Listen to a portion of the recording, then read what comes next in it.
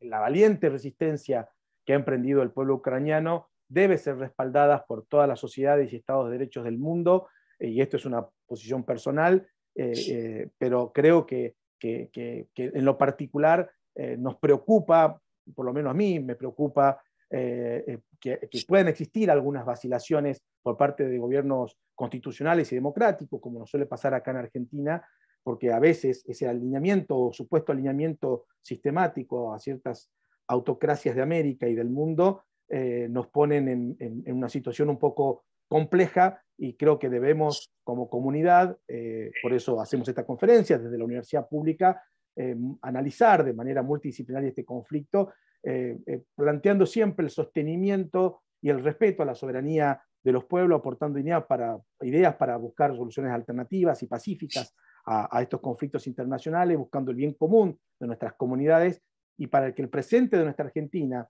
alineada con su historia y con su aspiración futura de progreso, vuelva a embanderarnos con la democracia, los derechos humanos y la paz mundial, instando siempre a mantener las reglas fundamentales del derecho internacional. Así que de esta manera, muy sintética, y voy a tratar de acompañarlos en gran parte de la conferencia, después tengo que salir porque tengo otra actividad del Departamento del Derecho Empresario, vamos a dar inicio a este ciclo de conferencias del Departamento de Derecho Público, siempre con el anhelo, como digo, de que todos los participantes y las participantes se lleven el convencimiento de que, a pesar de estas circunstancias especiales, vamos a seguir trabajando cada vez con más entusiasmo para una mejor educación pública superior, decididos a lograr ese futuro próspero, compartido y en paz que queremos para nuestros pueblos, alentados por el saber, por la libertad, por la igualdad, por la justicia y por la democracia. Felicitaciones a la organización del encuentro, y me quedo atento escuchando a los disertantes. Muchas gracias. Muchas gracias, decano.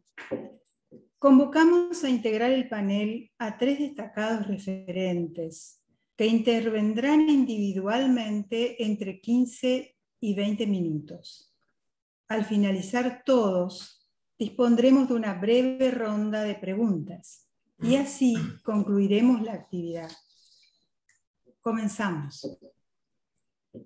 Desde la desintegración de la URSS en 1991, Ucrania ha buscado lazos más estrechos con el resto de Europa y el occidente global, en clara oposición a los intereses de la Federación de Rusia, quien en 2014, con la anexión de Crimea, generó una condena enérgica de la Unión Europea y de la comunidad global. Desde entonces, Ucrania sufre en ascenso ataques de guerra híbrida primero y ahora directa, movilizando al sistema de derecho internacional, de los derechos humanos y a sus organizaciones para la solución de la crisis. Aborda el tópico Jorge Raúl José Mariño Fages. Jorge Mariño Fages es abogado, profesor titular por concurso de Derecho Internacional Público en la Facultad de Derecho de la UNE. Doctor en Derecho Público, Política y Gobierno y magíster en Procesos de Integración Regional. Todos por la misma universidad. Lo escuchamos. Bueno, buenas tardes. Yo, por supuesto, voy a abordar el tema principalmente desde el punto de vista jurídico. El problema de la guerra entre las unidades políticas es de tiempo inmemorial. Desde una óptica jurídica internacional, nosotros podemos analizar la cuestión del conflicto armado en 2 dimensiones. En una, el derecho a la guerra, es decir, el jus ad bellum, y la otra dimensión, el derecho en la guerra, el jus in bellum. Respecto del primer tópico, desde los comienzos de la humanidad, el conflicto armado no tenía una connotación jurídica, era considerado como un hecho de la naturaleza, si se quiere, y por lo tanto no afectado por el orden jurídico. En los albores del derecho estatal moderno, en los siglos XVI y XVII, los doctrinarios de entonces, en función del carácter funesto de un conflicto armado, empezaron a hacer referencia a las guerras justas como para justificarla en algunos casos éticamente en ese sentido. Esta situación se mantuvo hasta el comienzo del siglo XX.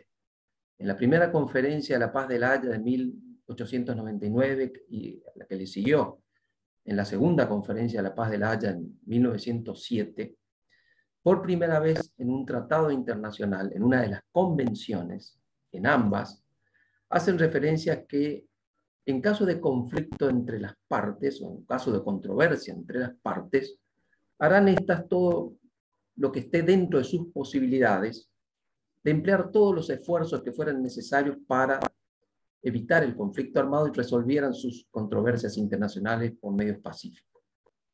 Era una mera exhortación, con lo cual todavía, digamos, el uso de la fuerza no estaba penado en el derecho internacional. Otra etapa en este sentido de desarrollo de esta cuestión aparece con la Sociedad de las Naciones en 1919. En el artículo 12 del Pacto de la Liga de las Naciones se establece por primera vez una suspensión o una moratoria al uso de la fuerza durante el plazo de 3 meses. Es decir, que las partes debían convenir, resolver sus controversias por un mecanismo arbitral o por llevar la causa ante el Consejo de la Liga de las Naciones. Y luego del dictamen del Consejo o el fallo del árbitro, debían esperar 3 meses como mínimo para poder ejercer lícitamente el uso de la fuerza. La idea de esta suspensión temporaria estaba vinculado al hecho de que las partes buscasen mecanismos de solución en función de la negociación y se redujesen los conflictos internacionales. Seguimos en el desarrollo. El otro jalón de estas etapas aparece en 1928 en un tratado que suscriben 15 países, que se llamó el Tratado Briand-Kellogg, en el que esos 15 países por primera vez renuncian a la guerra, condenan la guerra y renuncian como una forma de política nacional en sus relaciones internacionales. El problema de esta convención es que era de muy pocos participantes y por lo tanto no estaba toda la comunidad internacional compenetrada en esta idea. Pero sirvió de suma importancia y de antecedente porque después que termina la Segunda Guerra Mundial, cuando aparece la Carta de las Naciones Unidas, es decir, se establece como derecho positivo, como norma jurídica del derecho internacional, en el artículo 2º, inciso 4 de la Carta, la prohibición del uso de la fuerza, no solamente del uso de la fuerza, sino también de la amenaza del uso de la fuerza contra la integridad territorial y la independencia política de los estados. Este artículo está vinculado con otro también muy importante de la Carta de Naciones Unidas, que es el artículo 103, que establece que las disposiciones de un tratado que contravengan las disposiciones de la Carta de Naciones Unidas prevalecerán las disposiciones de la Carta, con lo cual excluye cualquier tipo de normativa que vaya en contra de esta norma legal positiva y también principio de derecho internacional. Este artículo, el artículo 2, inciso 4, fue desarrollado posteriormente por una resolución de la Asamblea General 2625 en el año 1970, en donde además de prohibir lo que he dicho, digamos, la guerra y la guerra de agresión, dice que constituye la guerra de agresión un crimen contra la paz y es una violación del derecho internacional. Y agrega además, dispone que ningún territorio puede ser objeto de adquisición utilizando este mecanismo de agresión. La resolución 2625 tiene una continuadora en el año 1974, que es la resolución 3314, también de la Asamblea General, que define a la agresión. Y dice textualmente que la agresión es el uso de la fuerza armada por un Estado contra la soberanía, la integridad territorial o la independencia política de otro Estado. En el artículo 2 establece que el primer uso de la Fuerza Armada constituirá prueba prima facie de un acto de agresión. También dispone que son actos de agresión el bombardeo, la invasión, el bloqueo, y lo que disponga además el Consejo de Seguridad en un caso concreto. En el artículo 5 de esta resolución se vuelve a insistir de que la guerra de agresión es un crimen contra la paz internacional y origina responsabilidad jurídica internacional, y también mantiene la posición de que ninguna adquisición territorial puede ser convalidada en ningún momento. Esta norma positiva del derecho internacional, además, ha adquirido el carácter de norma imperativa del derecho internacional porque así lo dispuso la Corte Internacional de Justicia en una causa en el año 1986 que se llamó, o que hizo, digamos, pues le inició Nicaragua a los Estados Unidos, en el famoso caso de los Irán-Contras, ¿no? Por lo tanto, las normas imperativas de derecho internacional no admite una norma en sentido contrario. Claro está que este principio de uso de la fuerza tiene dos excepciones. Una excepción es el principio inmanente de legítima defensa, consagrado también en el artículo 51 de la Carta de Naciones Unidas, por lo que cualquier Estado puede ejercer este derecho de repeler una agresión no provocada de manera proporcional, ya sea en forma individual o en forma colectiva. La Corte Internacional de Justicia, en el caso citado anteriormente, manifiesta concretamente que también es un principio del derecho consuetudinario internacional y que así ha sido plasmado en la Carta de Naciones Unidas en ese artículo 51. La otra excepción es la decisión por parte del Consejo de Seguridad de Naciones Unidas. El Consejo de Seguridad de Naciones Unidas es un órgano permanente de la Carta de Naciones Unidas y tiene como principal motivo o primordial sentido preservar la paz y la seguridad internacionales. Es un órgano que está conformado por 15 países, es decir, tiene una conformación restringida. De esos 15 países, 5 países son miembros permanentes, que son las 5 grandes potencias que vencieron en la Segunda Guerra Mundial. Y 10 países que rotan cada 2 años, distribuidos de una forma geográfica equitativa. El Consejo de Seguridad, para adoptar una decisión, tiene que tener 9 votos positivos. Ahora, cuando el Consejo de Seguridad trabaja en virtud del capítulo 7 de la Carta de Naciones Unidas, es decir, cuando estamos ante una situación de amenaza o uso de la fuerza, como el caso que estamos abordando, necesita, además de los 9 votos positivos, que ninguno de los miembros permanentes vote en sentido negativo. En tal caso, la decisión no puede ser adoptada ni aún teniendo 14 votos a favor. Esto es lo que normalmente se llama derecho de veto. A raíz del uso del veto, históricamente, en la Guerra de Corea en 1950, el Consejo de Seguridad giró las actuaciones a la Asamblea General, que dictó una famosa resolución que se llama Unión en Favor de la Paz, número 377, por la cual la Asamblea General autorizó el uso de la fuerza contra Corea del Norte. ¿Cuáles son los hechos de implicancia? Esto en forma general. Ahora, ¿cuáles son los hechos de implicancia al caso concreto? Y entonces allí tenemos que referenciar que la Unión Soviética tenía una gran cantidad de misiles nucleares. Cuando en 1991 se produce la disolución de la Unión Soviética, muchos de esos misiles nucleares quedaron en territorio ucraniano. El problema que se produjo a nivel internacional generó la necesidad de resguardar y limitar a las potencias que tuviesen el poder nuclear. Por lo tanto, en 1994 se suscriben un conjunto de tratados y convenios internacionales que se llaman Memorándum de Budapest de 1994, en el que Ucrania se desprende de sus armas nucleares y firma el Tratado de No Proliferación de Armas Nucleares, como Estado no nuclear. Como contrapartida, y esto es muy importante, entonces voy a leer textualmente lo que dice ese convenio, digamos, que suscribieron en uno de los tantos que suscribieron en Budapest en 1994, la Federación Rusa, en base a esa disposición de Ucrania, se dice textualmente: la Federación de Rusia reafirma su compromiso con Ucrania de respetar la independencia y soberanía de Ucrania y sus actuales fronteras. Hay que recordar que las actuales fronteras a que se refiere en 1994 incluía la península de Crimea y un territorio que posteriormente Rusia va a reconocer como independiente en la zona del Donbass, al este del territorio de Ucrania.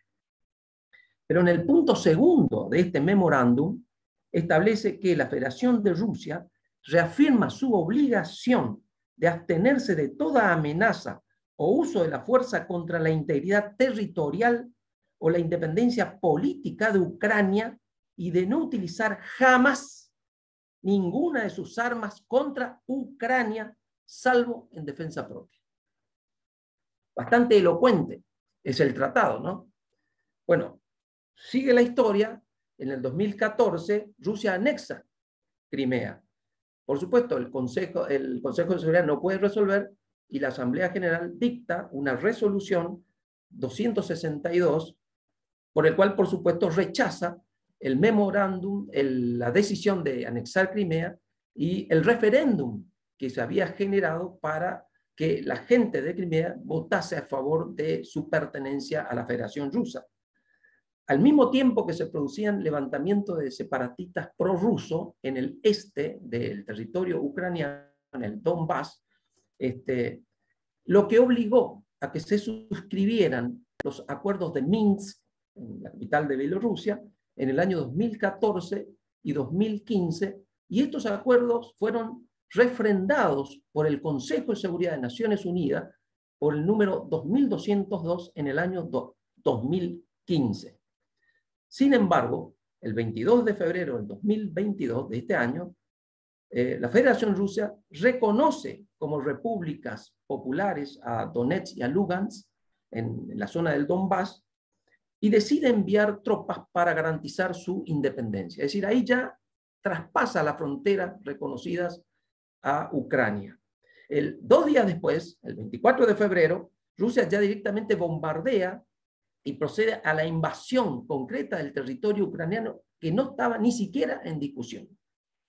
En razón de tales acontecimientos, al día siguiente, el Consejo de Seguridad elabora un proyecto de resolución que va a obtener 11 votos a favor, 3 abstenciones y un veto que va a ser el veto de Rusia. En esa resolución, en ese proyecto que malogrado, se establecía, digamos, la obligación por parte de la Federación Rusa de retirar sus tropas del territorio ucraniano. Ante dicho rechazo, el Consejo de Seguridad eleva las actuaciones a la Asamblea General, que dicta el día 1 de marzo una resolución ampliamente mayoritaria de 141 votos a favor, 36 abstenciones y solamente 5 votos en contra, en donde dice más o menos lo mismo que el Consejo de Seguridad, deplora la invasión del territorio ucraniano y exige de parte de la Federación Rusa el retiro de sus fuerzas. En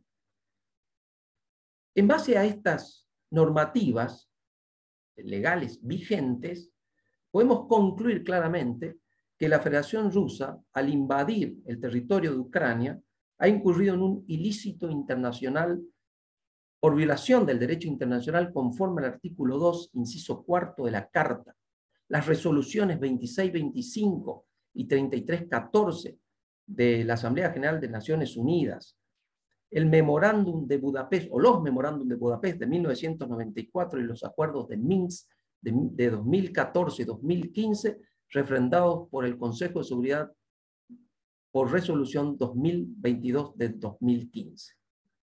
Esto respecto al derecho a la guerra. La otra dimensión, rápidamente, es el derecho en la guerra, es decir, qué es lo que los estados beligerantes y los combatientes y la población civil pueden realizar en un conflicto armado, es decir, cuáles son los derechos y deberes de todos ellos.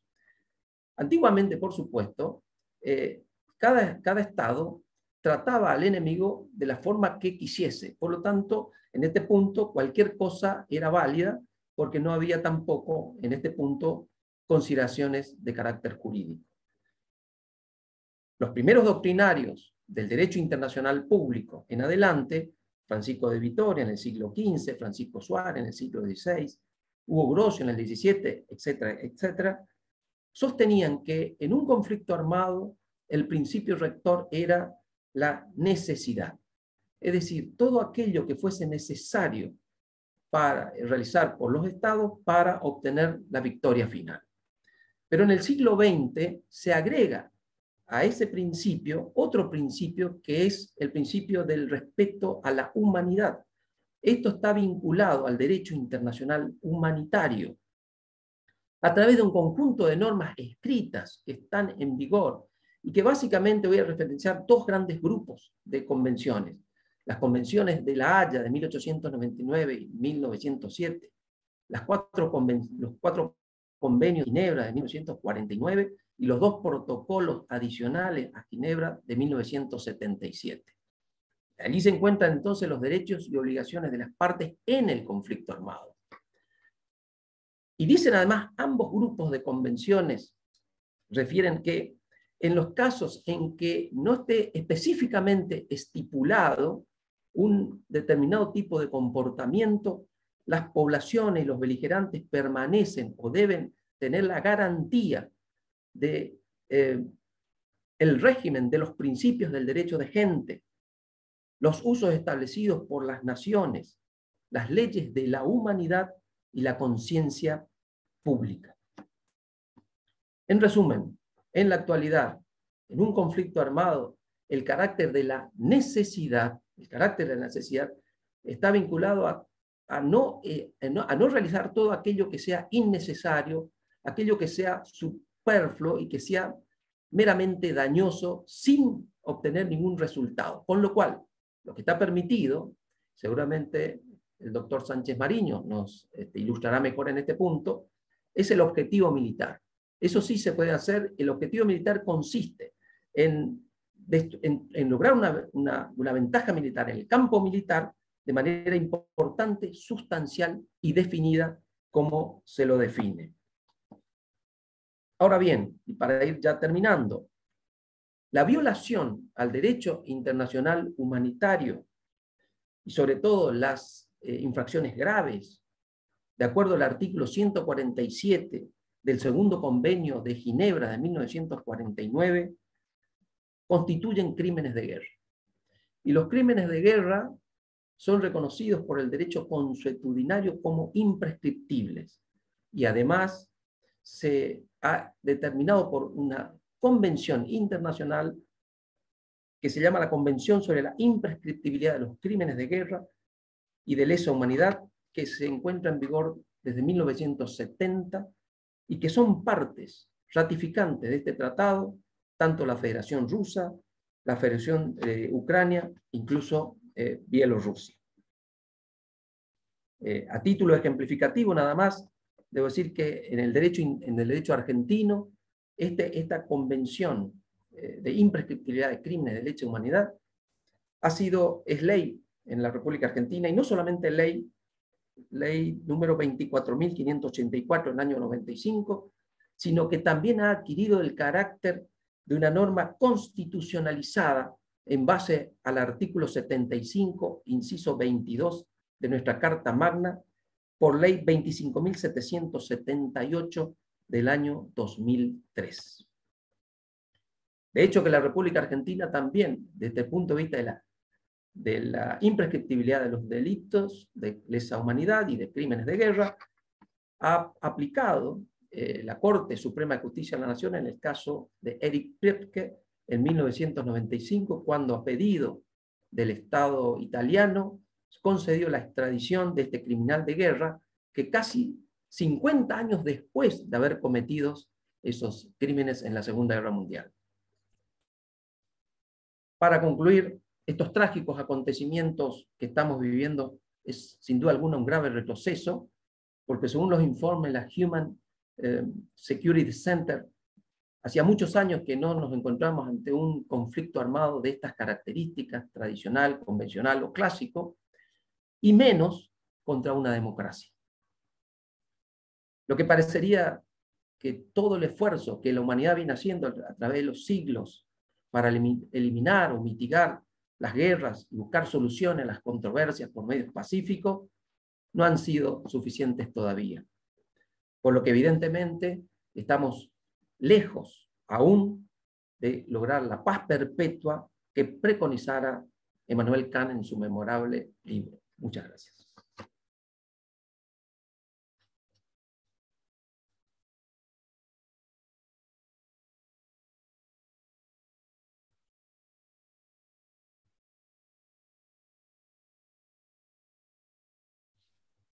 Muchas gracias, profesor.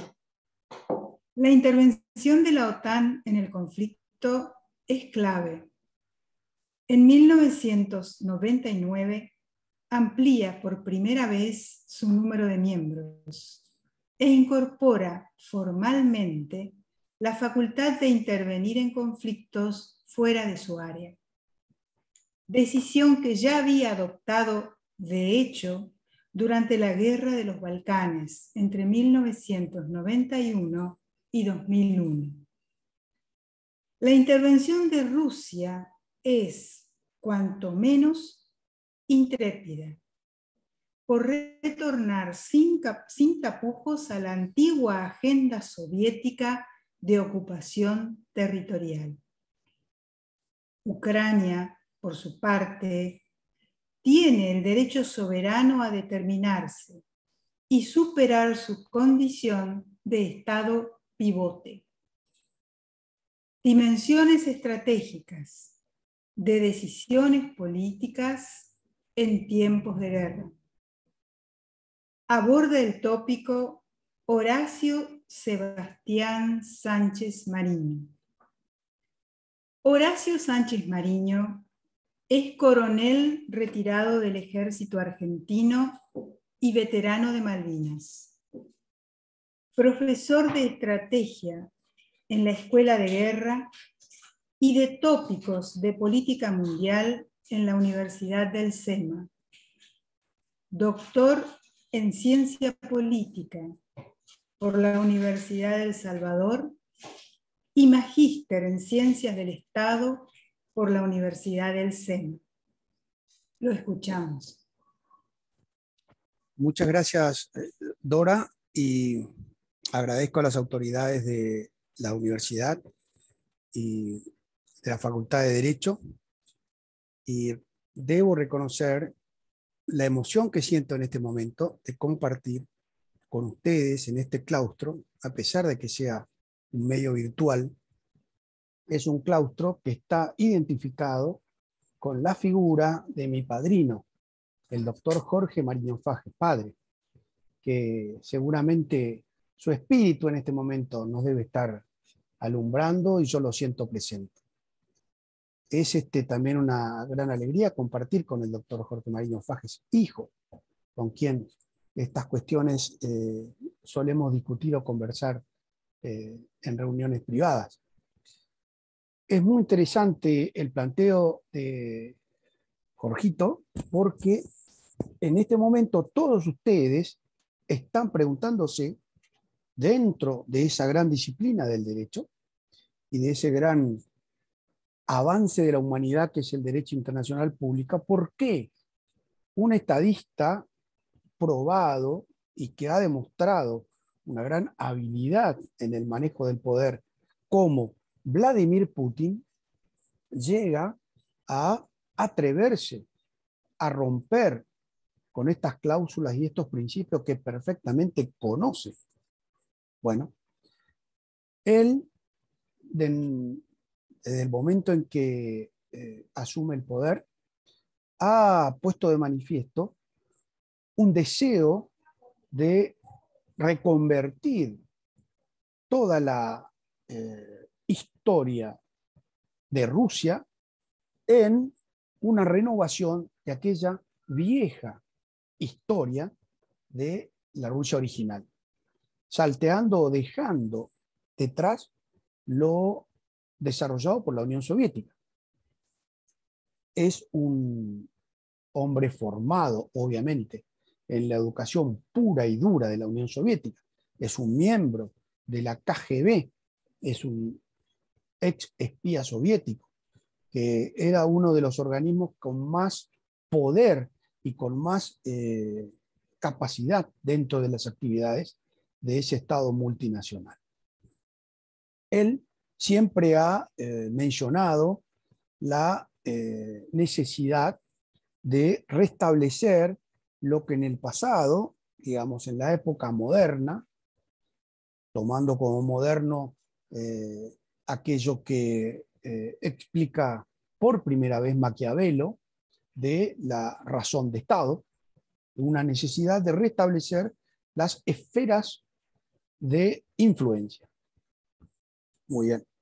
Cuestión que con el tiempo y a través de los diferentes episodios del siglo XX y por un fenómeno que ustedes conocerán muy bien y que lo habrán estudiado también, ha ido perdiendo influencia a lo largo del tiempo, que es el fenómeno de la globalización. Y fundamentalmente en esa época. Él tiene también un fuerte apego a el estudio, la disciplina de la geopolítica. Ustedes recordarán, en 1904, un geógrafo británico, Halford Mackinder, elaboró una teoría donde decía que hablaba del Hertel, el corazón del mundo, situado en Europa del Este. Y decía que quien dominara Europa del Este dominaría el mundo. Esto después fue tomado por un geógrafo nazi, Haushofer, que convirtió esta teoría en una, no sé, legitimación de las ideas que un loco como Adolfo Hitler había plasmado en su libro Mi lucha, que es la expansión de Alemania hacia el este para lograr ese Lebensraum, espacio vital que el imperio, el Reich, necesitaba. Estos principios, bueno, la geopolítica tomada en muchos aspectos como una pseudociencia nazi, en algunos aspectos ha cobrado nueva vigencia. Ustedes habrán oído hablar del libro tan conocido de los últimos años de Robert Kaplan, que es un pensador, un hombre investigador norteamericano muy importante, de la venganza de la geografía, es decir, la importancia de la geografía. Y es verdad, el territorio de Ucrania es un territorio importantísimo. En lo que está ocurriendo hoy es una guerra en Europa, en un territorio que constituye un lugar de suma, de crucial importancia para Europa. Esta situación lleva a este hombre Putin a configurar una serie de situaciones, por un lado de propaganda o de información, que viene manejando muy bien hace 21 años que él está en el poder, y otras de hecho. De hecho, ya fueron mencionadas por el doctor Mariño Fages, las invasiones a Georgia, la recuperación de Abjasia y de Osetia del Sur, y la recuperación a sangre y fuego de Chechenia. Es decir, no puede sorprender su actitud frente a Ucrania porque es un hombre que viene actuando de esta manera en esos territorios que él considera propios de la esfera de influencia rusa. Frente a esto, ¿qué podemos decir? Hay en el sistema internacional, concepto que seguramente los alumnos del doctor Mariño Fages deben manejar perfectamente, un cambio en la estructura. Y de ese llamado momento unipolar, donde la hegemonía de los Estados Unidos imponía urbi et orbi una hegemonía liberal, ha empezado a cambiar a partir de la aparición de un nuevo competidor, que es China. Y la vuelta al tablero de este antiguo contrincante vencido por Occidente, que ha sido Rusia. Durante toda esta situación, y es por eso que yo digo, hay que tomar estos eventos no solamente desde la caída de la Unión Soviética hasta ahora, sino desde la Segunda Guerra Mundial para acá. Porque la conformación de la Unión Soviética colocó a estos países bajo el poder de un Estado omnímodo, de un Estado que ejercía su poder sin ningún obstáculo, y que en algunas circunstancias anteriormente la Unión Soviética, ustedes saben, ha invadido la Hungría primero y luego la República Checa, frente a diferentes posibilidades de cambios en el sistema comunista. Con la caída de la Unión Soviética era lógico que todos esos países satélites de la Unión Soviética huyeran despavoridos a refugiarse dentro del paraguas de la alianza militar conformada al fin de la Segunda Guerra Mundial para protegerse durante la Guerra Fría de la Unión Soviética, la OTAN. Escuchamos a muchos, digamos, analistas, normalmente analistas de izquierda, que dicen que la razón de esta invasión es por el avance de la OTAN hacia el este. Es posible que haya habido una decisión de los países de Europa, fundamentalmente, de avanzar hacia los países del este. Pero lo que sí es un hecho es que estos países, antiguos satélites de la Unión Soviética, buscaron incorporarse a lo que ellos consideraban la salvación y el acceso al desarrollo, que es la Unión Europea. Y luego la protección, la seguridad, frente a un mando absolutamente totalitario, Rusia. Muchos de esos países lo lograron desde aquel momento en que cae la Unión Soviética. En el año 1999 se establece un programa de asociación para la paz y los países vienen o van a Bruselas a buscar el ingreso a la OTAN.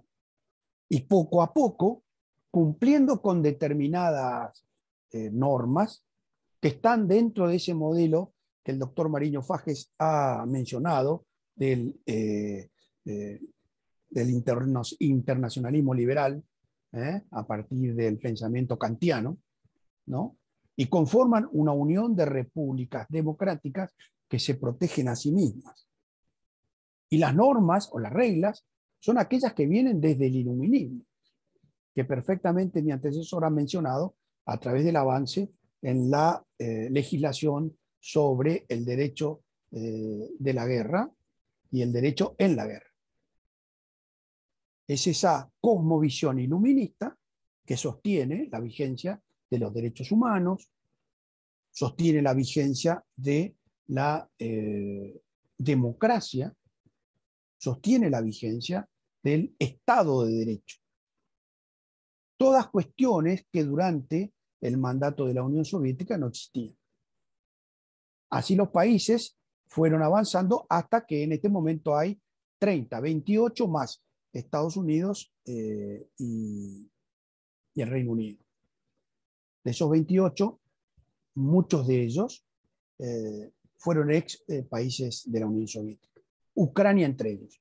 Cuando Ucrania intenta en el año 2000 ingresar a la Unión Europea, hay un presidente títere de Rusia que llega al poder diciendo que va a continuar con ese mandato, pero inmediatamente al hacerse con el poder retira el pedido de entrar a la Unión Europea. ¿Y qué se produce en ese momento? La rebelión popular del Maidán, de la plaza central de Kiev. Ustedes lo pueden ver en un documental en Netflix que duró 2 meses, 105 muertos. El pueblo ucraniano peleó por mantener ese deseo de ingresar a la Unión Europea, a tal punto que el presidente debió huir.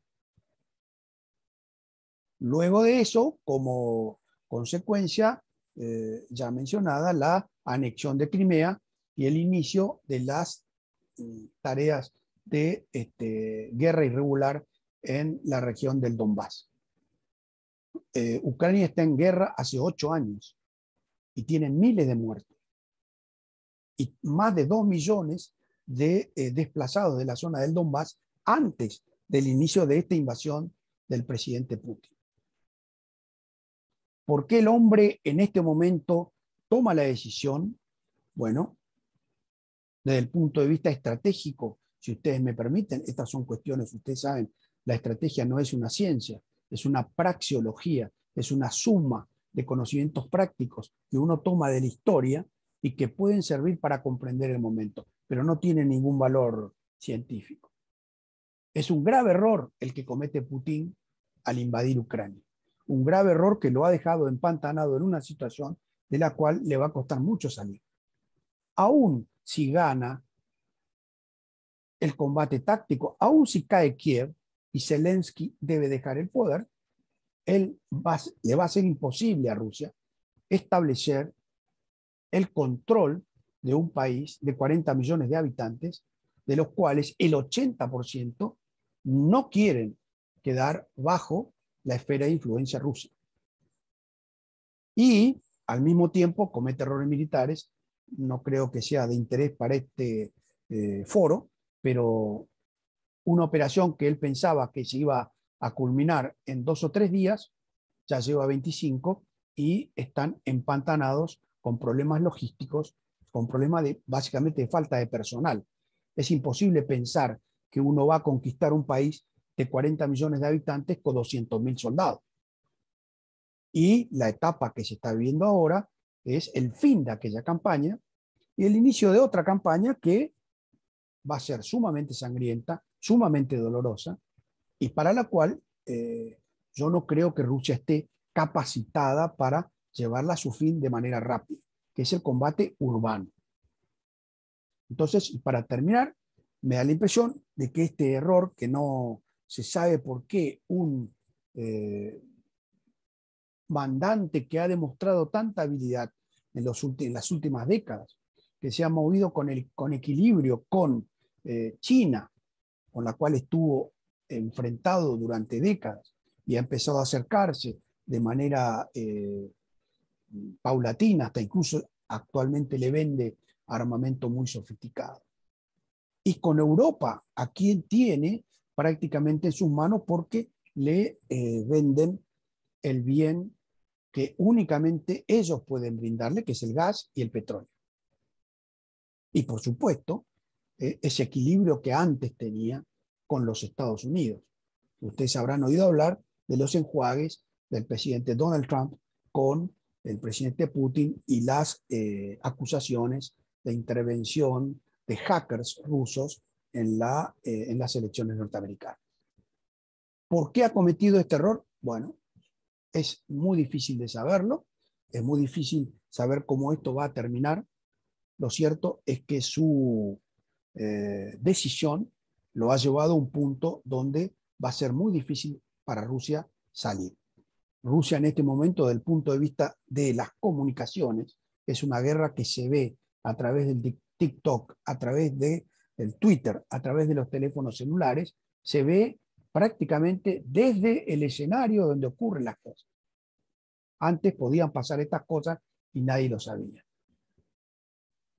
Se ha convertido en un par internacional porque la afamada capacidad de Putin para manejarse con las comunicaciones, muchos pensadores de izquierda, enamorados de Putin como un líder sumamente firme, que llevó a su país en una dirección beneficiosa, hoy consideran o se dan cuenta de que todo eso era una propaganda absolutamente falsa.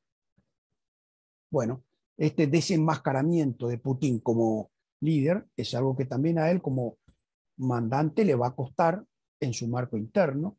No sabemos qué va a ocurrir ahí adentro, pero desde el punto de vista internacional, esto ha cambiado la situación mundial.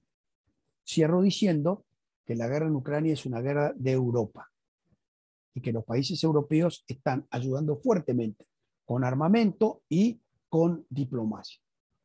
Que todo el mundo está tratando de frenar esta locura, fundamentalmente mediaciones de Israel, por ejemplo, que es socio de Rusia en el problema de Siria, Turquía, que es un competidor de Rusia en la zona de las viejas repúblicas soviéticas, y por supuesto un fuerte impulso de Europa para terminar con esta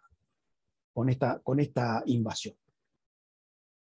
Veremos cómo actúa el presidente de Rusia, veremos cómo se desarrollan las negociaciones, están más o menos claras cuáles son los puntos de cada uno, ¿sí? Veremos hasta qué punto pueden ceder, y como ha dicho un historiador norteamericano que yo sigo con mucho respeto, se llama Frederick Kagan, es un doctor en historia militar rusa. Frederick Kagan ha dicho que le ha ido mal, esto le ha fracasado, pero en este momento lo que tenemos es al oso ruso herido y enojado. Y que eso, bueno, puede llevar a que Rusia pueda cometer algún hecho que coloque a la situación en aquello que los internacionalistas conocen como el peor escenario posible, que es el hibris de la tragedia, la desmesura, cuando ya los actores no tienen control sobre sus propios actos. Y allí, bueno, todas las cosas que pueden llegar a pasar son escalofriantes. Puede ser también que recupere su capacidad de razonamiento estratégico normal y lleve Putin esta situación a un canal un poco más manejable. Eso lo veremos. Creo que con esto, por supuesto, es un conflicto que todavía está abierto, es un conflicto que todavía está en desarrollo, que veremos cómo termina. Muchas gracias.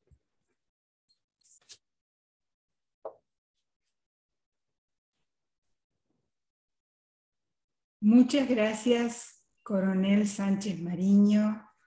Muy agradecidos por su aporte, por su particular enfoque y sobre todo por las cariñosas palabras hacia nuestro querido decano Jorge Mariño Fages.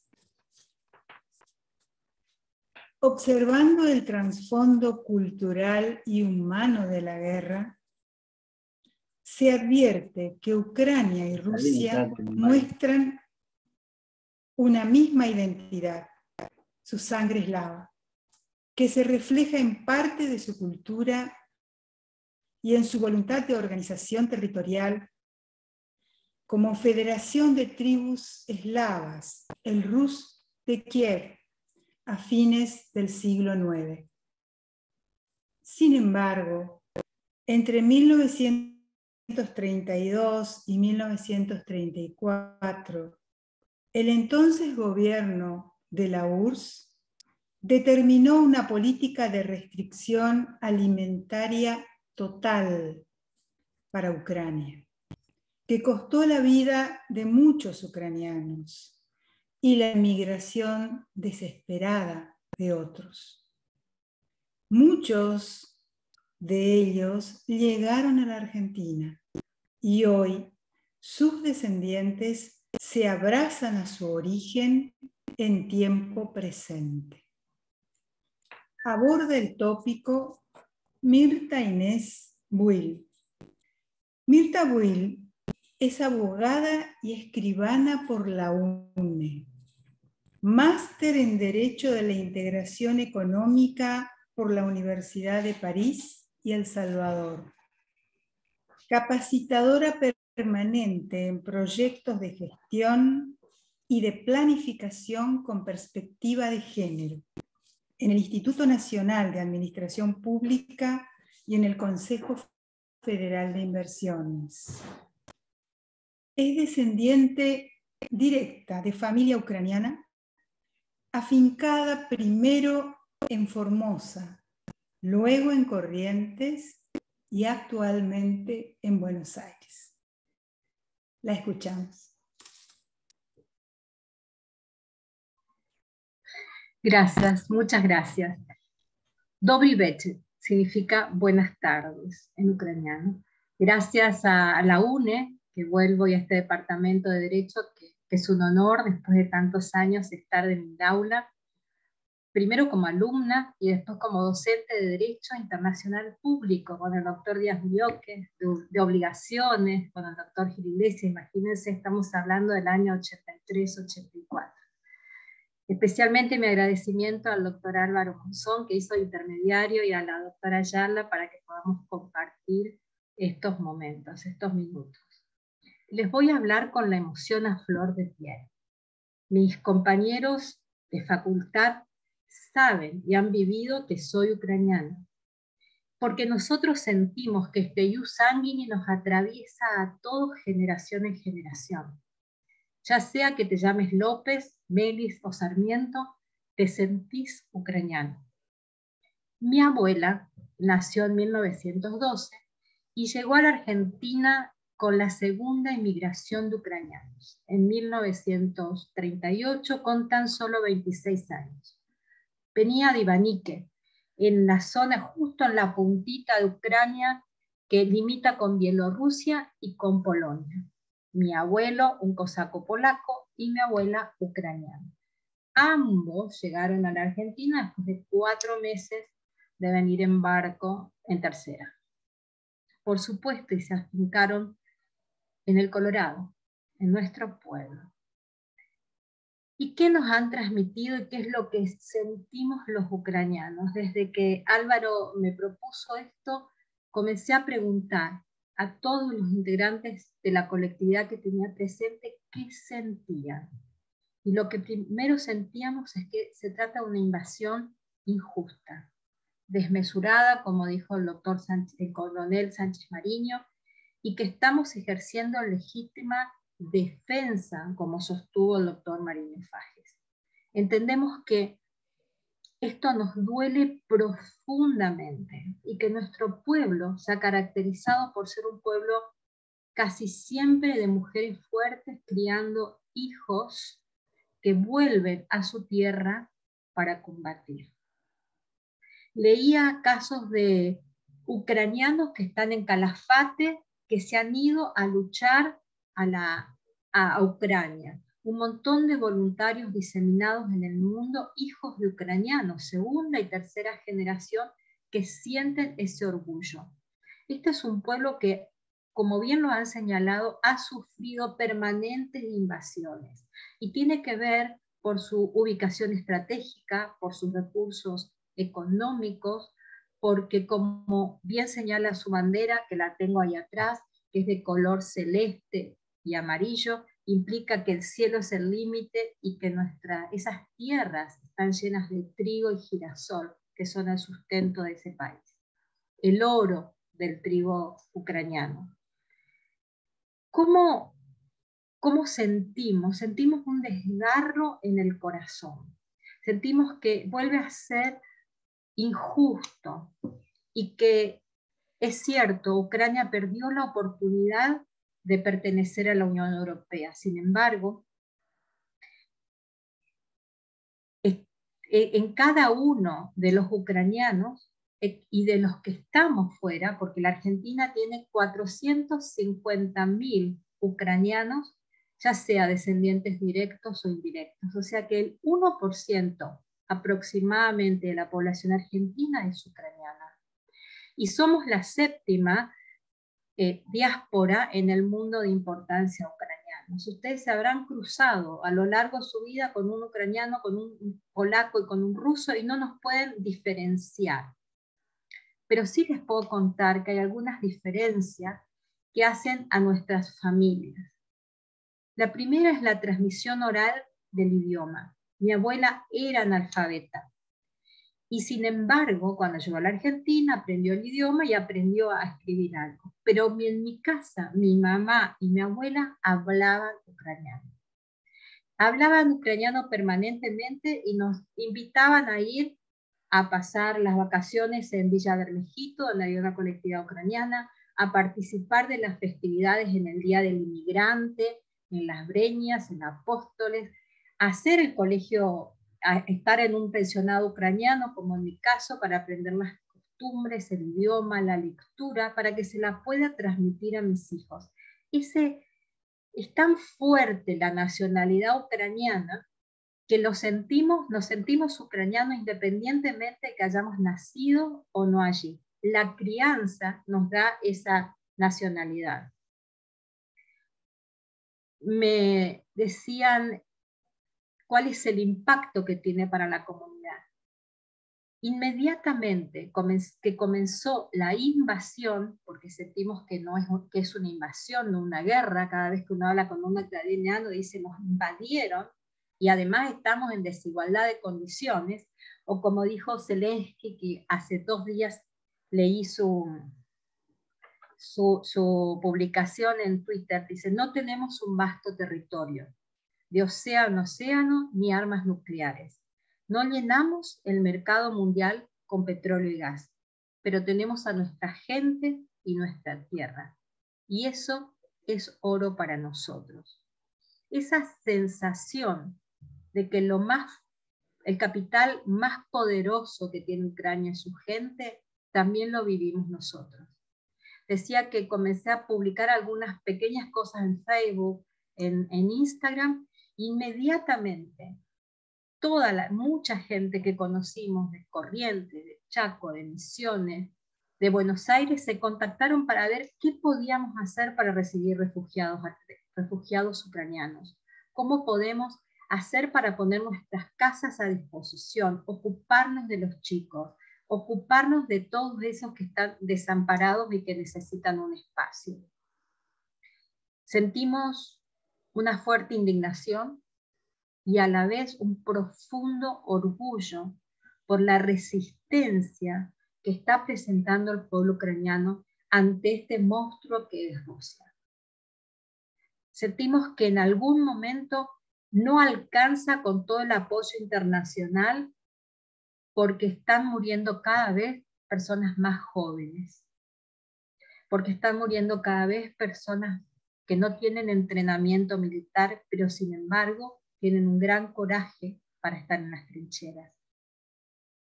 Y hoy recordaba y mi madre me decía, por favor no te olvides de contarles cuáles son nuestras comidas que seguramente en muchas de sus casas están.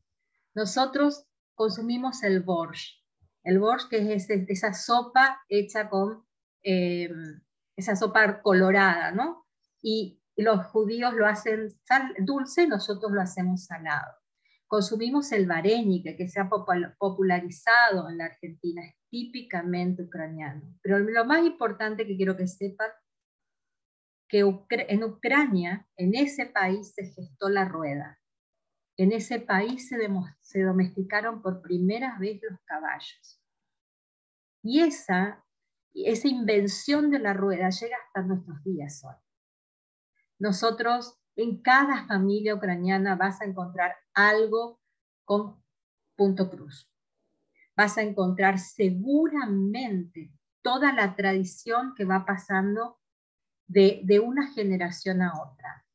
Habremos bailado Kosachoc o la polka ucraniana, que también está mezclada con las raíces correntinas, porque tiene mucha mixtura. Seguramente encontrarán también entre sus amigos la fuerza de esa comunidad que bajo la advocación de la Virgen del Socorro es Es una comunidad que puede ser ortodoxa rusa o que puede ser grecorromana, porque como han tenido tanta invasión, puede tener libertad de culto. Quería contarles que mi abuela se llama Natalia Kalinowska, y el detalle de la A es que las mujeres ucranianas llevan siempre la A final en el apellido. Como por ejemplo la primera dama, que es Olena Zelenska, siendo el presidente Zelensky. Puede ser un detalle, pero también nos permite saber de dónde viene el origen. Es importante saber también que nosotros somos absolutamente alegres. Es una población diseminada en el mundo donde todas las canciones, aun las más lentas, tienen siempre una mirada positiva, alegre y de esperanza. No van a sentir un lamento jamás. Los invito a que busquen infinidad de letras de autores y poetas ucranianos, y en su gran mayoría tienen una mirada esperanzadora y una mirada optimista. Y es probable que esto sea así porque siempre han deseado la libertad de Ucrania. Yo tengo un libro que compartí con mi abuela cuando vivía, y se llama Por la libertad de Ucrania. Es un libro escrito en 1952. Y ya relata todas las luchas que ha tenido esta comunidad para mantener su libertad. Estamos a 70 años de la edición de ese libro y nos encontramos en la misma posición, hoy luchando por una libertad que creemos por derecho nos corresponde, porque los pueblos tienen el derecho a autodeterminarse. Y en este caso, la invasión de Rusia lo sentimos como una invasión desmesurada. Pensaba que iba a comentarles de cómo era un día común en mi casa. Un día común en mi casa era que mi abuela se levantara, agradeciera la vida exactamente todos los días, se inclinara ante su Virgen y agradeciera la vida, nos saludara en ucraniano, nos sirviera el desayuno y después, innecesariamente, en algún momento del día nos contara algo de su patria. Y ella nos contaba que pasó una gran hambruna. Imagínense que vino a la Argentina en 1938, y tal como dijo la doctora Ayala, había pasado la hambruna del Holodomor. Entonces, cuando llega a la Argentina, no puede creer la cantidad, absolutamente la cantidad de riqueza que teníamos, y de abundancia en agua, en tierras, la posibilidad de plantar. Otra característica de estos gringos es que van a encontrar huertas, van a encontrar gallineros, van a encontrar chanchos, van a encontrar todo, porque para ellos el alimento es tan importante, y por eso la mayor atención que pueden tener contigo es darte un gran servicio de comida. Así como yo digo, en la comunidad judía, las iris yemanes siempre te llenan de comida, las ucranianas siempre te llenan de comida, porque como lo han pasado mal, esto sucede.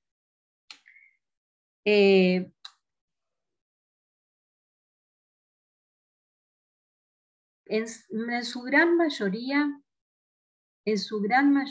a quienes he entrevistado me dijeron: si tuviéramos la posibilidad de ir a Ucrania, nos iríamos a defender nuestra tierra.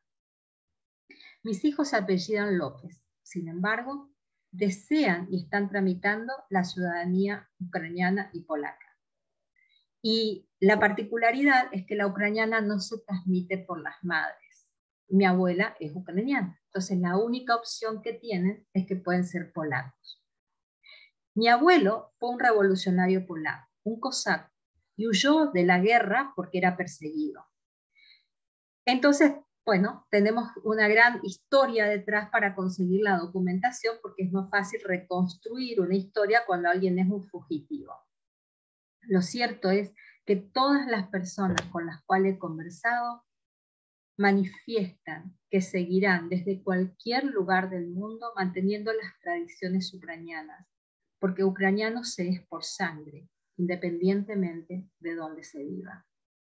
Y para concluir, quiero decirles que honrar los ancestros, honrar de dónde venimos, nos fortalece como personas. Desde un enfoque sistémico, nos ubica en un lugar de poder y de fuerza. Reconocer cada uno de nuestros orígenes, y nosotros como argentinos somos una multiplicidad de razas, un crisol de razas. En particular vengo de una familia que es vasco-francesa y ucraniana y polaco, y así cada uno de ustedes va a entender en su árbol una historia hermosa de inmigración. Quiero despedirme leyéndole una estrofa del himno ucraniano, porque pareciera que cada vez que nosotros hoy conversamos entre ucranianos, repetimos esta frase y decimos: salva Ucrania, Dios salve a Ucrania. Y la frase que elegí, la estrofa que elegí del himno ucraniano dice así: la libertad de Ucrania no ha perecido, ni su gloria. Aún a nosotros, hermanos ucranianos, nos sonreirá el destino. Nuestros enemigos se desvanecerán como el rocío bajo el sol.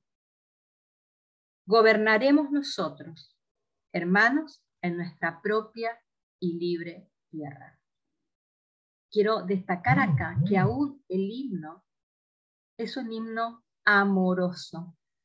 Es un himno que dice: nuestros enemigos se desvanecerán como rocío bajo el sol. Esto nos marca el espíritu de alegría, nos marca el espíritu de positividad, de tener esperanza ante todo. Y el deseo genuino que sentimos es que Rusia se retire y no nos cuesten más vidas, porque reconstruir este país va a costar muchas generaciones más. Seguramente nuestros hijos en este ciclo de la vida estarán dispuestos a ir a poner su granito de arena en aquella patria que fue de sus abuelos. Muchas gracias.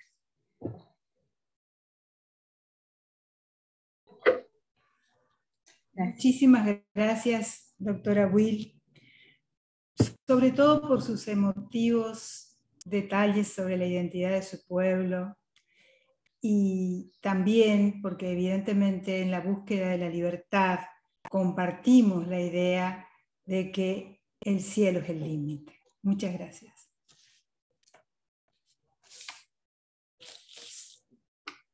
Terminadas las exposiciones de los profesores,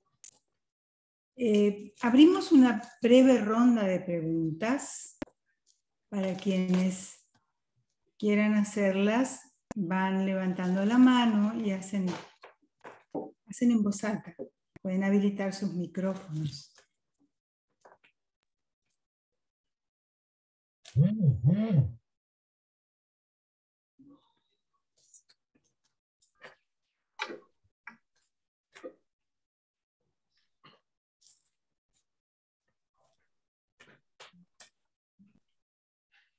Mientras lo piensan, me permiten hacer, si es posible, una pregunta que me quedó pendiente para el coronel Sánchez Mariño.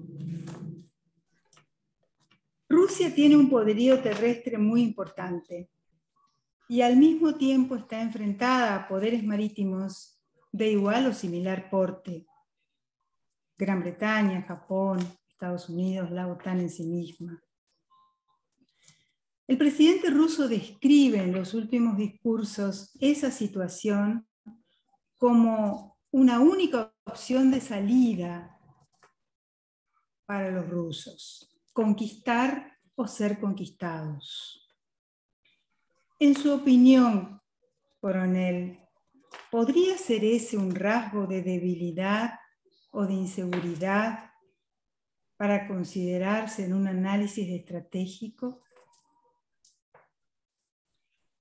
Esos factores obviamente se estudian y por eso yo mencioné la dificultad para comprender las decisiones de Putin, que fue siempre un hombre muy racional en sus decisiones,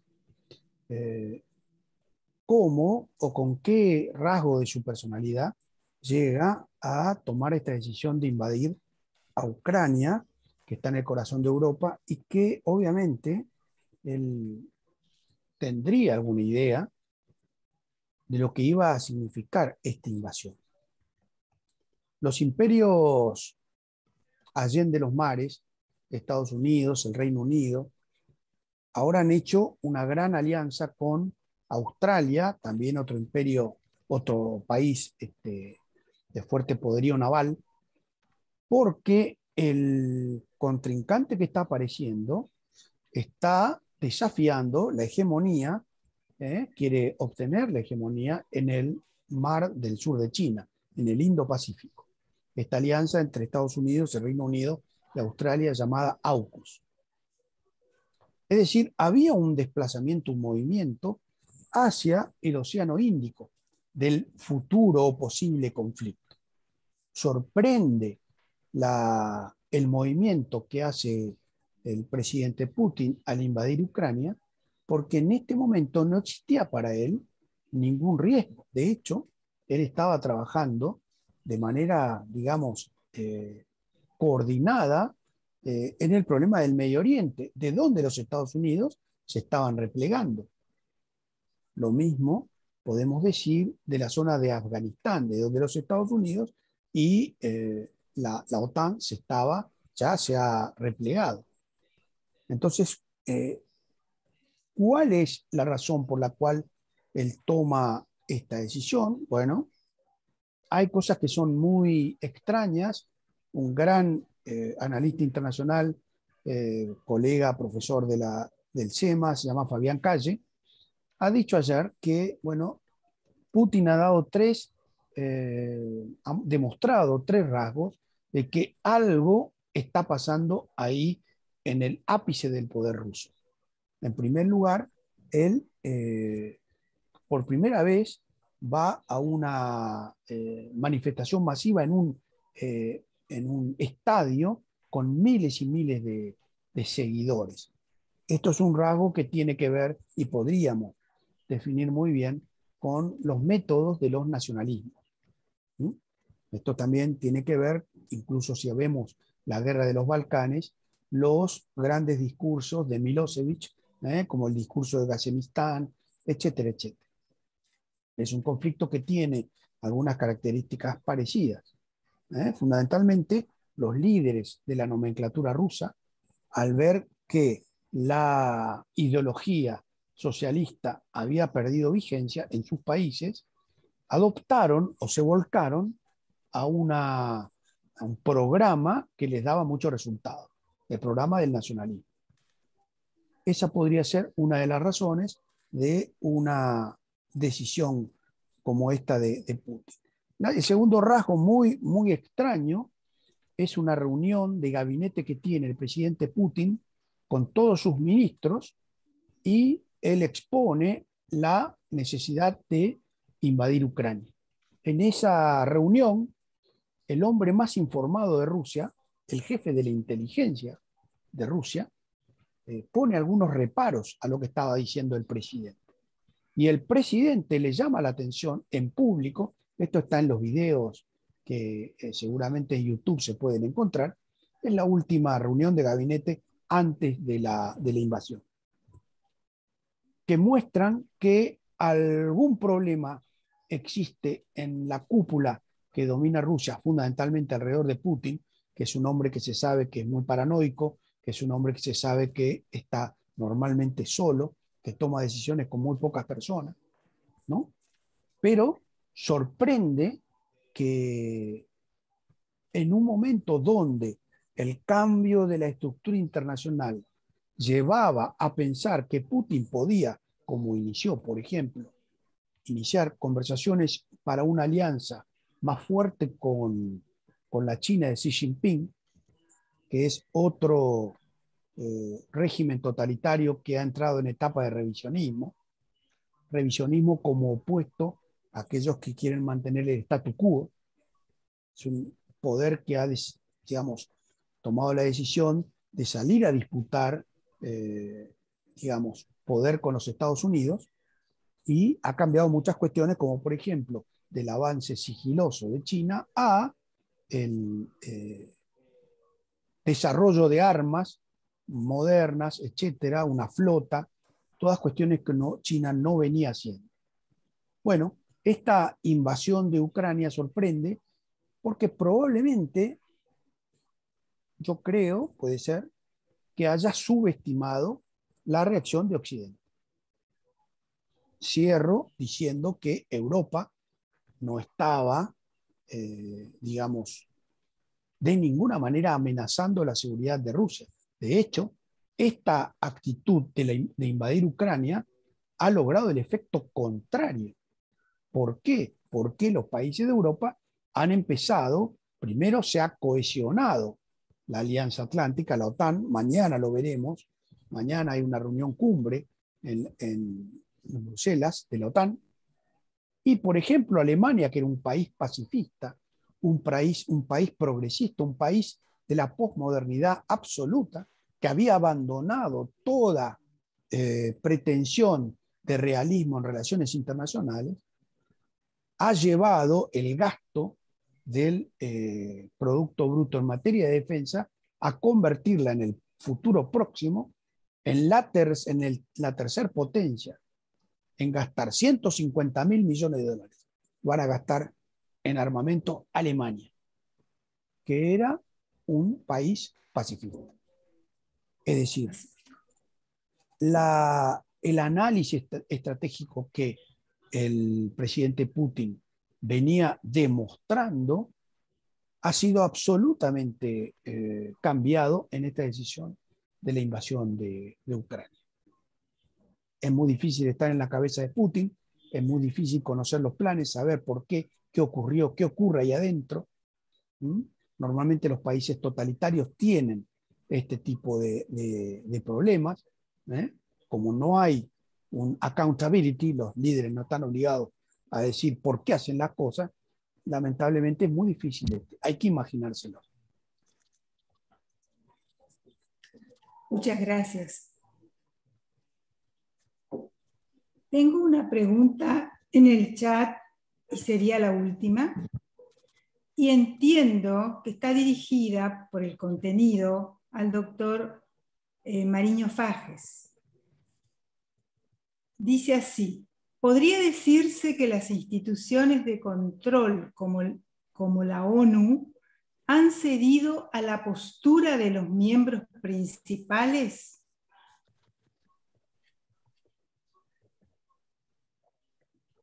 No sé si se comprende, profesor, es lo que está escrito.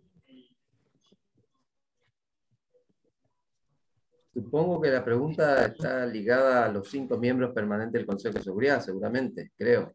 A ver.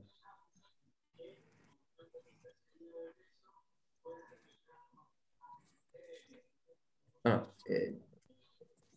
Naciones Unidas tiene una función primordial, por supuesto, que es la paz y la seguridad internacionales, pero también la cooperación. Y está conformada por países, es una organización internacional de cooperación. Por lo tanto, las facultades que pueda llegar a tener está vinculada a lo que los estados han decidido en su momento concederle, ¿no? Para que funcionara, yo suelo decir a mis alumnos que la comunidad internacional es como una sociedad, y en la sociedad hay siempre, en los grupos reducidos, siempre hay personas que representan más que otras dentro de ese mismo grupo, es decir, son los líderes naturales, digamos. Se tratan todos igual, con igualdad, pero hay alguien que define en determinado momento hasta si se juntan o no se juntan a brindar o a hacer lo que quieran. Bueno, entonces, del punto de vista internacional, era necesario en 1945 que se garantizara la participación de las grandes potencias. En derecho, nosotros había tenido la falencia la Sociedad de las Naciones, justamente que no existía esa diferencia entre los grandes poderes, entre los grandes estados, y eso debilitó al punto tal que, por ejemplo, los Estados Unidos no participó de la Sociedad de las Naciones. Entonces, era necesario que ellos tuviesen algún tipo de participación adicional en las grandes decisiones mundiales. En derecho, nosotros estudiamos el deber ser. Y cuando estamos en la rama del derecho público, se genera muchas veces una tensión, tanto en el derecho interno como en el derecho internacional. Por ejemplo, derecho constitucional, derecho administrativo. Hay una tensión muchas veces hasta permanente entre la norma jurídica, por ejemplo, el derecho constitucional, la Constitución Nacional, y lo que hacen los poderes que ejercen las funciones en un momento determinado, es decir, los poderes públicos. Entonces estamos en tensión permanentemente entre el poder y el derecho. Eso que pasa en cualquier orden jurídico, en la República Argentina, lo tenemos cotidianamente, lo vemos en el ámbito del derecho público, estas situaciones, lógicamente, en el ámbito del derecho internacional también acontece.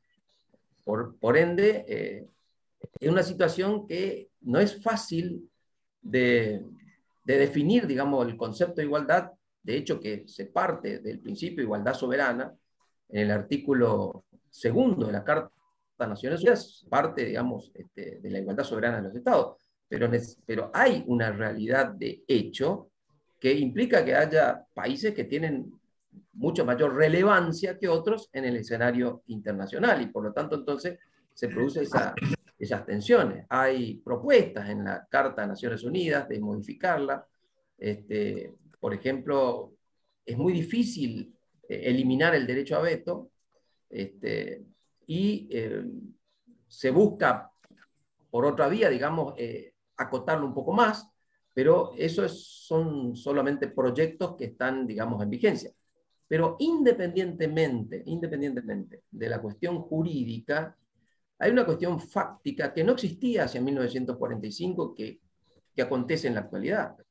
En la actualidad tenemos el poder nuclear. Entonces el poder nuclear condiciona enormemente porque tienen la posibilidad de apretar el botón, ¿no?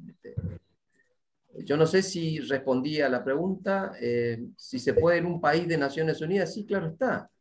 Naciones Unidas puede sancionar, digamos, a los países, suspenderlo, etcétera, digamos. Pero toda la comunidad internacional forma parte de Naciones Unidas. Digamos, irse de Naciones Unidas sería, digamos, un suicidio no solamente jurídico, sino hasta político. Por tanto, no creo de ninguna manera que algún país pueda, digamos, retirarse. Jamás. Gracias, profesor. Hay algunas otras inquietudes planteadas, pero atendiendo al escenario virtual y a los tiempos que se manejan en este contexto, solamente podemos permitir uno más. Alberto Astorga había levantado la mano, con él cerraríamos la actividad. Sí, la idea es, complementando la pregunta anterior, ¿en qué medida Putin tal vez no pudo haberse sentido amparado por un estatuto de hecho que habría, más allá del hecho normativo que invocó el doctor, por el hecho de episodios como el de Irak, por ejemplo, donde ha habido una invasión, donde la legitimación ha sido cuestionada severamente, digamos. Entonces, a la hora de decidir esta catástrofe, me refiero a en qué medida Putin no se sintió amparado por antecedentes de este tipo, ¿no es cierto? Para proceder de ese modo. ¿Sí? ¿Para quién la pregunta, Alberto? Me parece que sería una reflexión por parte de Horacio y por parte del doctor, porque cada una de su óptica. Quien quiera responder, Bueno, uno de los en primer dos. lugar, yo no sé si entendí bien, Alberto, es la invasión a Irak, ¿no? Irak, sí, sí, sí. Bueno, obviamente ese es un error gravísimo que cometieron los Estados Unidos, que los pagaron carísimo, de todo punto de vista, y además obtuvieron el resultado absolutamente apuesto al que buscaron. Si ellos querían imponer la democracia y la estabilidad y la paz en Irak mediante esa invasión inventada, obviamente lo que lograron fue la desestabilización de todo digamos, esa región y aún el nacimiento de un enemigo más complejo y difícil como el Estado Islámico.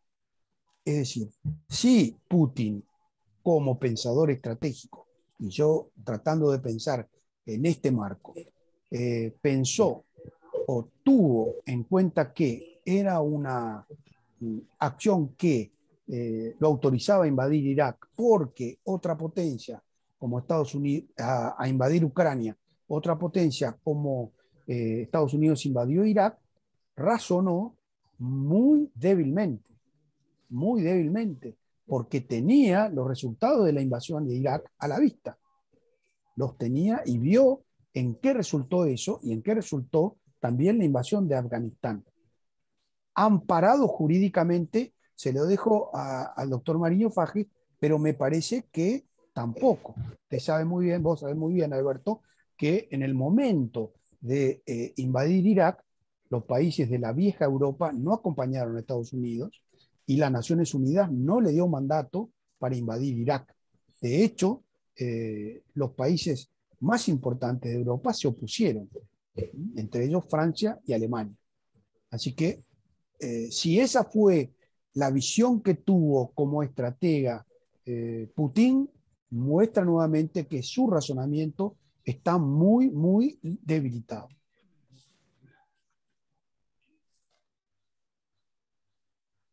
Bueno, yo Gracias, coronel. Yo no llegué a entender muy bien la pregunta, no me llegó, digamos, la voz, así que, pero siguiendo a lo que dice Horacio, efectivamente, estamos hablando de la segunda invasión, digamos, de Irak, la guerra del Golfo II, ¿no? Porque la guerra del Golfo I sí fue autorizado por el Consejo de Seguridad. Entonces, en la guerra del Golfo II, allí hubo una comisión que mandó el Consejo de Seguridad, se llamó la Comisión Blix, que era el representante que tenía a su cargo, y él trajo los informes al Consejo de Seguridad advirtiéndole que no habían encontrado arma de destrucción masiva, que era lo que se le imputaba, digamos, a Irak en ese momento. Ahora, saliendo del marco del derecho internacional, yo quiero también, en función de la cuestión de que en el derecho público están las cuestiones de poder, reflexionar respecto de los poderes blandos que tienen los países. Los países normalmente, y esto está dentro de la política internacional ya, fuera de la cuestión estrictamente jurídica, los países tienen capacidades de poder duro y capacidad de poder blando. Capacidad de poder duro, por ejemplo, cuántos aviones de combate, cuántos tanques de guerra, armas, etcétera, etcétera. Pero tienen también capacidades de poder blando, digamos, ¿no? Es decir, esas influencias que muchas veces tienen los países sin tener una cuestión de carácter de su seguridad, no está ligada mayormente a la cuestión de militar, sino a otros factores. Uno de ellos es el prestigio internacional.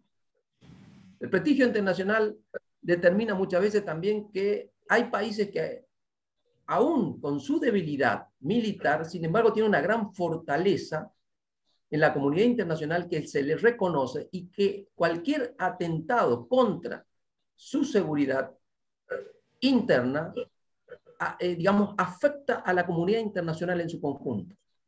Situación que se da, por ejemplo, en Ucrania, que es, por ejemplo, una democracia.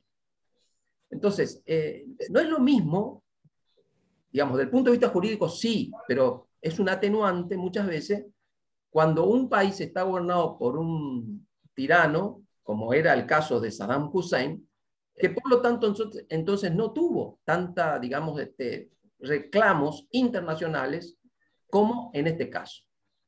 Entonces también hacen a los países, también, digamos, ese es un valor que no se palpa, digamos, ¿no? Es inmaterial, pero de una significación extraordinaria en las relaciones internacionales. Entonces yo creo que por eso también el conflicto de Ucrania y digamos, la invasión de Rusia a Ucrania, además de estar más cerca de Occidente, ¿no? El otro caso era en otro continente, también está vinculado y se analiza de ese punto de vista, sin dejar de lado, por supuesto, que la aplicación de la norma estricta es condenatorio tanto en uno como en otro caso.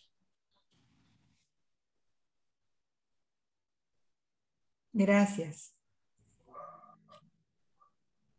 Héctor Jiménez, ¿querías hacer una pregunta al doctor Mariño?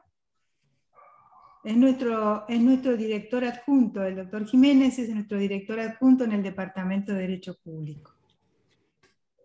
Sí, básicamente, buenas tardes a los expositores y a la gente, a los que están escuchando esta excelentísima exposición. Un tema que de alguna manera tiene el común de la gente y bueno, como abogados, las sanciones que han sido adoptadas por algunos de estos países al Estado ruso, a los ciudadanos rusos, pero que no son estados que de alguna manera están vinculados al conflicto. Es decir, no sé si desde el punto de vista del derecho internacional cuál es el fundamento de estas medidas. El antecedente en Argentina, en el caso Merck Química, por ejemplo, que Argentina toma medidas contra empresas alemanas, pero se basó en el Tratado de Chapultepec, que le facultaba al Estado argentino a, digamos, tomar esas medidas económicas en contra de... Pero en este caso, ¿cuál sería la fundamentación jurídica o es parte de ese poder blando del que hablaba el doctor Jorge Mariño?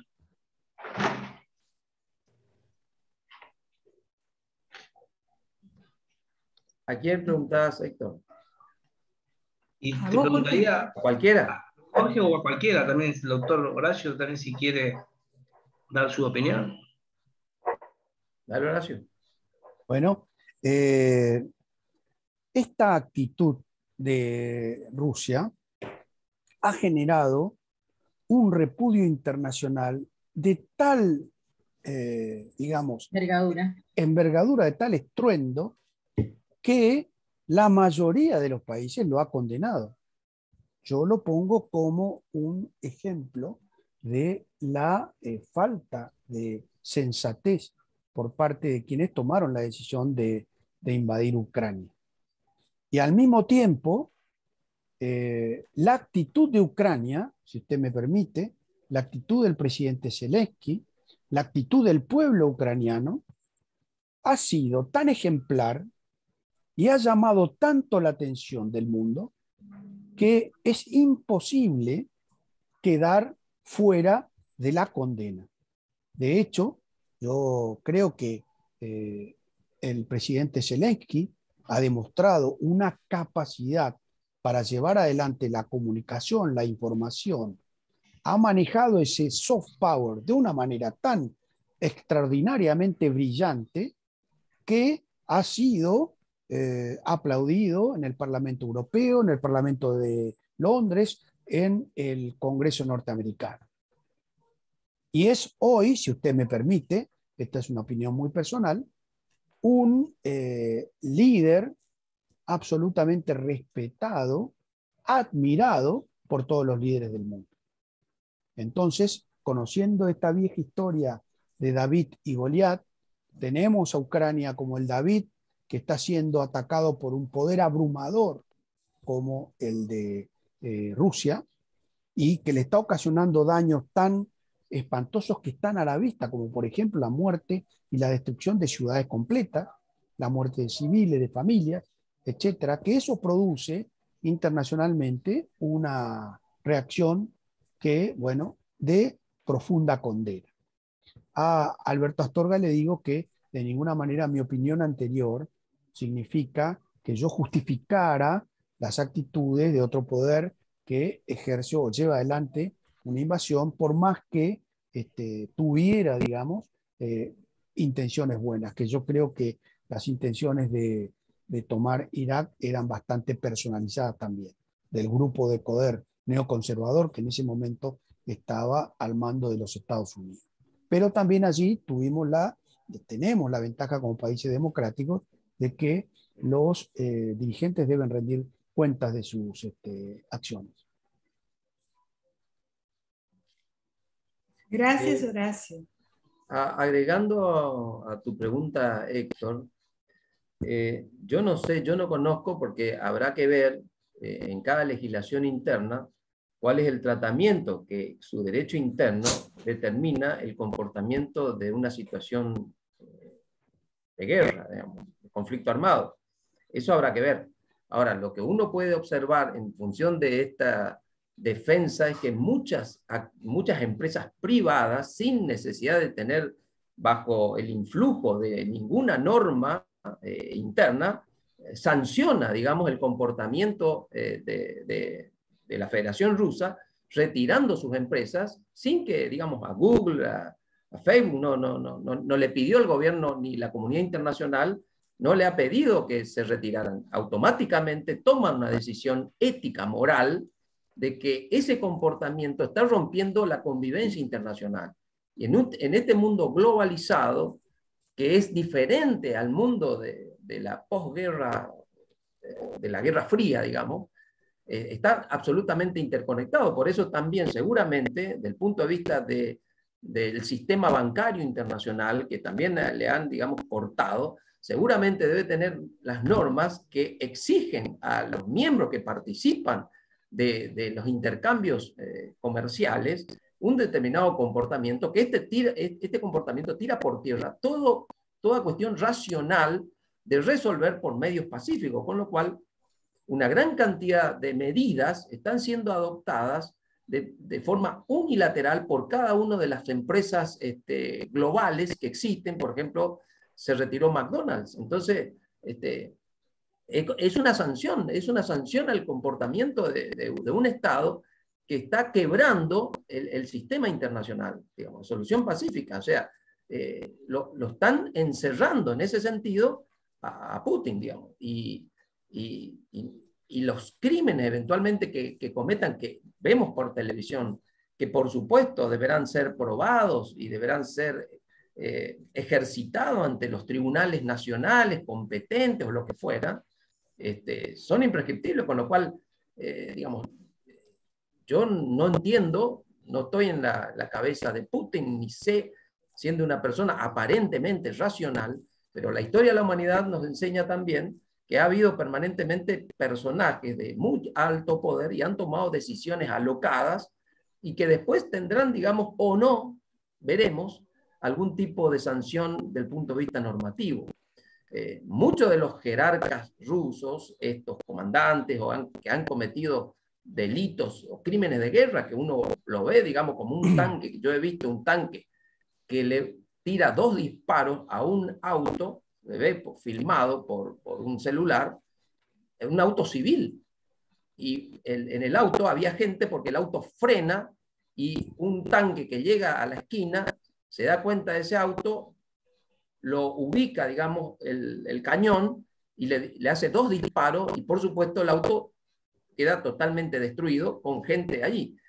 Eso es un delito, ese es un crimen de guerra. Ahora, ¿quién manejaba el tanque? Será otra cuestión que se verá a ver si se detecta ese criminal de guerra.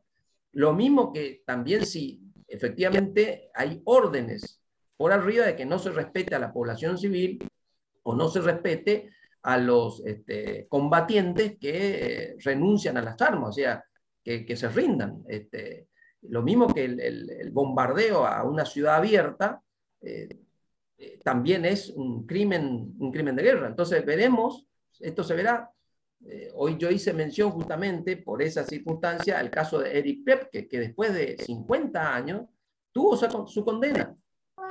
tuvo su condena y fue extraditado y murió, digamos, en prisión, en una prisión de Italia, después de que el gobierno italiano lo condenara por el fusilamiento de las fosas ardeatinas, digamos, un conjunto de civiles, digamos, por una situación de venganza por ataque de partisanos en la Segunda Guerra Mundial a tropas alemanas.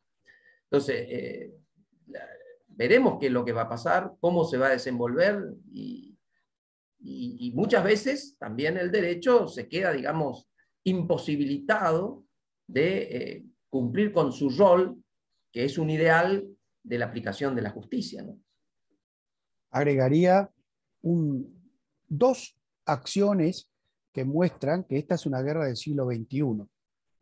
Rusia lanza ataques cibernéticos y aparece una empresa internacional que provee gratuitamente la protección a todos los equipos de Ucrania, que es la proveedora de Windows. Ya me voy a acordar. Y por otro lado, deja a Ucrania sin Internet. Y aparece Elon Musk y manda sus satélites para proveer Internet en la zona de Ucrania. Es decir, hay un encadenamiento, una conexión global tan, digamos, conectada, tan fabulosa, que es muy difícil que una acción que parecía o podría parecer accesible en el siglo XIX, en el siglo XX tal vez, hoy no queda, digamos, sin, recibe reacciones de todo punto de vista en el mundo, digamos.